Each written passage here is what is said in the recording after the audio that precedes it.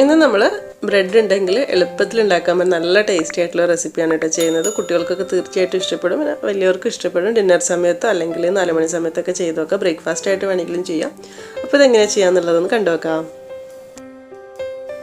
അപ്പോൾ ആദ്യം ഇതിലേക്കായിട്ട് ഒരു 5 പീസ് ബ്രെഡാണ് എടുത്തിട്ടുള്ളത്. ഈ ബ്രെഡ് നമ്മൾ നീളത്തിൽ ചെറുതായി മുറിച്ചെടുത്തിട്ട് ഇതുപോലെ ചെറുതായിട്ട് ഇങ്ങനെ ചെറിയ ചെറിയ പീസായിട്ട് കട്ട് ചെയ്തെടുക്കുക. സൈഡ് ഭാഗം കളയേണ്ട ആവശ്യമൊന്നുമില്ല കേട്ടോ, അതുപോലെ തന്നെ മതി. അപ്പോൾ 5 പീസ് ബ്രെഡും ഇതുപോലെ തന്നെ ചെറുതായിട്ട് മുറിച്ചെടുത്തിട്ടുണ്ട്. ഇനി ഒരു പാൻ നന്നായിട്ട് ചൂടായി വരുന്ന സമയത്ത് അതിലേക്ക് ബ്രെഡിൻ്റെ പീസുകൾ ഇട്ട് കൊടുക്കുക. ഇതിൽ നമ്മൾ എണ്ണ ഒഴിക്കേണ്ട ആവശ്യമൊന്നുമില്ല കേട്ടോ, ജസ്റ്റ് ഡ്രൈ റോസ്റ്റ് ചെയ്തെടുക്കാൻ വേണ്ടിയിട്ടാണ്. അപ്പോൾ കുറച്ച് വലിയ പരന്ന പാത്രം ഉണ്ടെങ്കിൽ എടുക്കുകയാണെങ്കിൽ അതായിരിക്കും നന്നായിരിക്കുക. ഞാൻ ആദ്യം ചെറുതിലിട്ടിട്ട് പിന്നെ ഇതിലേക്ക് മാറ്റിയതാണ് കേട്ടോ. അതാണ് ചില പീസ് ബ്രെഡിൻ്റെ അടിഭാഗം ഒന്ന് മുരിഞ്ഞിരിക്കുന്നത്.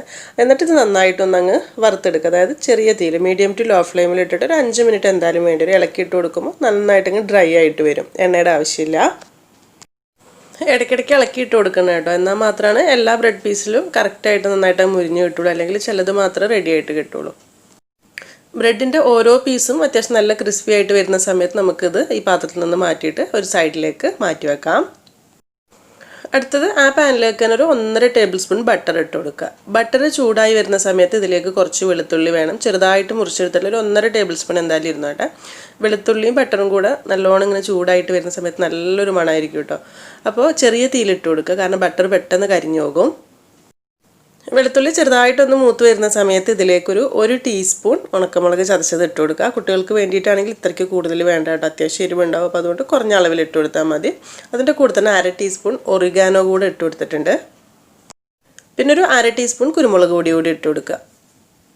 അതിൻ്റെ കൂടെ തന്നെ ഒരു 2 നുള്ളു ഉപ്പ് കൂടെ ഇട്ട് കൊടുക്കുന്നുണ്ട്. ബട്ടറിൽ ഉപ്പുണ്ടെങ്കിൽ അതിൻ്റെ ആവശ്യം വരില്ല, ടേസ്റ്റ് നോക്കിയിട്ട് വേണമെങ്കിൽ ഇട്ട് കൊടുത്താൽ മതി. എന്നിട്ട് എല്ലാം കൂടെ ചെറിയ തീയിൽ ഒന്നുകൂടെ നല്ലോണം മൂപ്പിച്ചെടുക്കുക. കറക്റ്റ് മൂപ്പായി വരുന്ന സമയത്ത് നമ്മൾ ഇതിലേക്ക് ആദ്യം വറുത്ത് മാറ്റി വെച്ചിട്ടുള്ള ആ ഒരു ബ്രെഡ് പീസുകളുണ്ടല്ലോ, അത് മൊത്തത്തിൽ ഇട്ട് കൊടുത്തിട്ട് നന്നായിട്ട് മിക്സാക്കി യോജിപ്പിച്ചെടുക്കുക. എല്ലാ ഭാഗത്തേക്കും ആ ഒരു ബട്ടറിൻ്റെ ടേസ്റ്റും ഉണക്കമുളകിൻ്റെ ടേസ്റ്റും ഒക്കെ എത്തിക്കോട്ടെ. എല്ലാം കൂടെ നന്നായിട്ടൊന്ന് മിക്സാക്കി എടുത്തിട്ട് ഇതൊരു സൈഡിലേക്ക് മാറ്റി വെക്കാം. ഇപ്പോൾ തന്നെ കഴിക്കാൻ നല്ലൊരു ടേസ്റ്റാണ് കേട്ടോ, ഒരു മുളകും ബട്ടറൊക്കെ വന്നിട്ട്. ഇനി ചെറിയൊരു വൈറ്റ് സോസും കൂടെ റെഡിയാക്കാണ്ട് അതിനായിട്ടൊരു 1.5 ടേബിൾ സ്പൂൺ ബട്ടർ ഇട്ട് കൊടുക്കുക. എല്ലാം കൂടെ ഇതുപോലെ നല്ലോണം മിക്സായി വരുന്ന സമയത്ത് ഇനി ഇതിലേക്കൊരു 1/4 കപ്പ് പാലാണ് ഒഴിച്ചു കൊടുക്കുന്നത്. ഫ്രഷ് മിൽക്കാണ്, പിന്നെ തിളപ്പിച്ചിട്ടൊന്നുമില്ല, ഡയറക്റ്റ് അങ്ങ് ഒഴിച്ചു കൊടുക്കുകയാണ് ചെയ്യുന്നത്. അതുകൂടെ ഒഴിച്ചു കൊടുത്തിട്ട് നല്ലോണം മിക്സാക്കി എടുക്കുക. പാൽ ഒഴിച്ച് കഴിയുമ്പോൾ ശരിക്കും ഒന്നുകൂടി കുറുകൂട്ടും. അപ്പോൾ അതുകൊണ്ട് ചെറിയ തീയിലിട്ട് നല്ലോണം ഒന്ന് കുറുക്കിയെടുക്കുക നമ്മൾ വൈറ്റ് സോസിന് വേണ്ടിയിട്ട്. ബട്ടർ ചൂടാക്കാൻ വേണ്ടി വെക്കുമ്പോൾ എപ്പോഴും പറഞ്ഞ പോലെ തന്നെ ചെറിയ തീയിൽ വെച്ച് കൊടുക്കട്ടെ, അല്ലെങ്കിൽ സൈഡിലൂടെ പെട്ടെന്ന് കളർ മാറും. ഇതിലേക്ക് 1 ടേബിൾ സ്പൂൺ മൈദപ്പൊടി ഇട്ട് കൊടുക്കുക. 1 ടേബിൾ സ്പൂൺ മതി, കൂടുതൽ വേണ്ട. അതും കൂടെ ചേർത്തിട്ട് ചെറിയ തീയിൽ നന്നായിട്ട് മിക്സ് ആക്കിയിട്ടൊന്ന് യോജിപ്പിച്ചെടുക്കുക.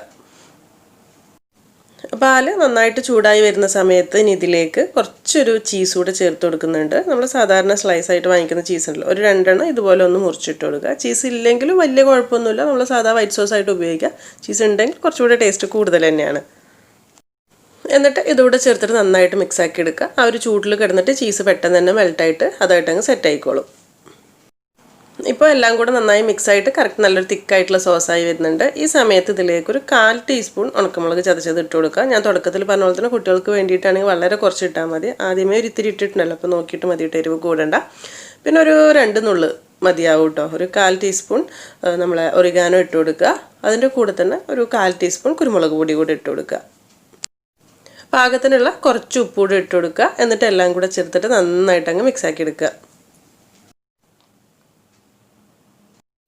ലാസ്റ്റ് ഒരു ഇത്തിരി മല്ലിയിലയും കൂടെ ചേർത്തിട്ട് നല്ലോണം മിക്സാക്കി എടുത്തു കഴിഞ്ഞാൽ നമ്മുടെ വൈറ്റ് സോസിൻ്റെ പരിപാടി കഴിഞ്ഞു. പെട്ടെന്ന് തന്നെ സെർവ് ചെയ്യണം കേട്ടോ. വൈറ്റ് സോസ് ഇരിക്കും തോറും ഇങ്ങനെ കട്ടിയായിട്ട് വരും, ഒരു ടേസ്റ്റ് ഉണ്ടാവില്ല. ഈ സമയത്ത് ഇങ്ങനെ വെറുതെ കഴിക്കാൻ തന്നെ നല്ല ടേസ്റ്റ് ആയിരിക്കും. ഇനിയിപ്പോൾ നമ്മൾ ചെയ്യുന്നത് എന്താണെന്ന് വെച്ചാൽ ആദ്യം റെഡിയാക്കി എടുത്തിട്ടുള്ള ആ ഒരു ബ്രെഡ് ഉണ്ടല്ലോ, അത് ഏത് പാത്രത്തിലേക്കാണോ സെർവ് ചെയ്യാൻ എടുക്കുന്നതെന്നുണ്ടെങ്കിൽ അതിലേക്ക് എടുക്കുക.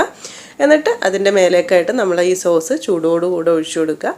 മേലെ കൂടെ വേണമെന്നുണ്ടെങ്കിൽ ഒരു ഇത്തിരി നമ്മൾ ഉണക്കമുളക് ചതച്ചതും അതുപോലെ തന്നെ ഒരു ഇത്തിരി മല്ലിയിലൊക്കെ വേണമെങ്കിൽ ഇട്ട് കൊടുക്കുക. എന്നിട്ട് ചൂടോടുകൂടി തന്നെ കഴിക്കുക. അപ്പോഴാണ് നല്ല ക്രിസ്പി ആയിട്ടുള്ള ഒരു ബ്രെഡും അതുപോലെ തന്നെ നല്ല ചൂടുള്ള ഈ സോസും കൂടെ കഴിക്കുന്ന സമയത്ത് നല്ല ടേസ്റ്റിനേക്ക് സൂപ്പർ ടേസ്റ്റിനാണ്. തണുത്ത് കഴിഞ്ഞാൽ അത്രയ്ക്ക് പോരാ കേട്ടോ.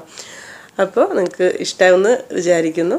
വളരെ സിമ്പിളാണ് കേട്ടോ. അതായത് ഇതുവരെ നമ്മൾ ചെയ്തിട്ടില്ലെങ്കിൽ എന്തായാലും ചെയ്ത് നോക്കുക. ഡിന്നർ സമയത്തൊക്കെ ചെയ്ത് നോക്കുക, അല്ലെങ്കിൽ 4 മണി സമയത്തൊക്കെ ഒരു വെറൈറ്റിയിൽ ചെയ്ത് നോക്കാൻ പറ്റുന്ന ഈ ഒരു റെസിപ്പി നിങ്ങൾക്ക് ഇഷ്ടപ്പെട്ടിട്ടുണ്ടെങ്കിൽ ഫീഡ്ബാക്കൊക്കെ അറിയിക്കുക.